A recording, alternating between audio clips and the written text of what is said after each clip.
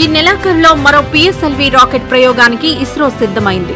శ్రీహరికోటలోని సతీష్ ధావన్ అంతరిక్ష కేంద్రం షార్ నుంచి ఈ నెల 30న పిఎస్ఎల్వి C-60 రాకెట్ ద్వారా స్పాడెక్స్ జంటా ఉపగ్రహాలను రోదసీలోకి పంపనుంది. ఈ ప్రయోగం ద్వారా విభిన్న పరిశోధనలకు ఇస్రో శ్రీకారం చుట్టనుంది. దీన్ని స్పేస్ డాకింగ్ ప్రయోగంగా శాస్త్రవేత్తలు చెబుతున్నారు.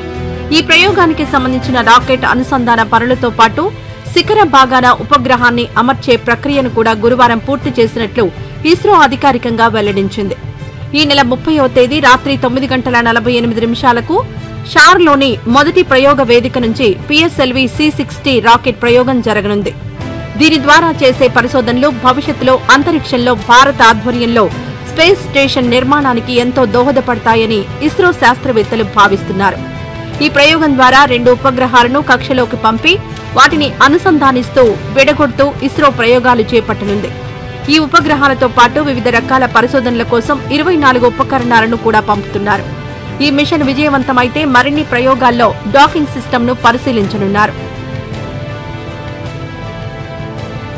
రాకెట్ నుంచి స్పాడెక్స్ ఉపగ్రహం విడిపోయిన తర్వాత 4వ దశలో విభిన్న పరిశోధనలకు ఇస్రో శ్రీకారం చుట్టనుంది.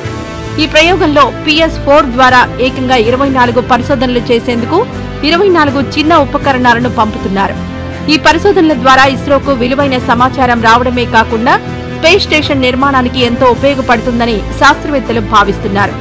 ఈ ఉపకరణాల్లో ఇస్రోకు చెందినవి 14 కాగా మరో 10 ఉపకరణాలు దేశంలోని వివిధ ప్రైవేట్ స్టార్టప్ కంపెనీలు, విశ్వవిద్యాలయాలకు చెందినవి. ఇందులో తెనాలికి చెందిన స్పేస్ టెక్ సంస్థ వారు ఇస్రో సహకారంతో UHF కమ్యూనికేషన్ మాడ్యూల్ కు సంబంధించిన స్వేచ్ఛా సాట్ V.0ని పిఎస్ఎల్వి C-60 ద్వారా అంతరిక్షంలోకి పంపుతున్నారు. ముంబైకి చెందిన అవిటి యూనివర్సిటీ విద్యార్థులు పాలకూర కణాలను అంతరిక్షంలోకి పంపుతున్నారు.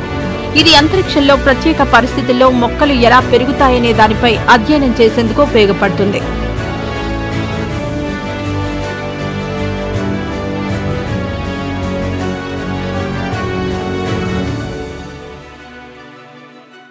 ఈ వీడియో నచ్చితే లైక్ చేయండి. అలాగే మా ఛానల్ ని ఫస్ట్ టైం కనుక చూస్తున్నట్టయితే ఇప్పుడే సబ్స్క్రైబ్ చేసుకుని పక్కనే ఉన్న గంట సింబల్ ని యాక్టివేట్ చేసుకోండి. అప్పుడే మేము పెట్టే ప్రతి వీడియో మీకు నోటిఫికేషన్ గా వస్తుంది. అలాగే ఈ వీడియో పూర్తిగా చూసినందుకు ధన్యవాదాలు.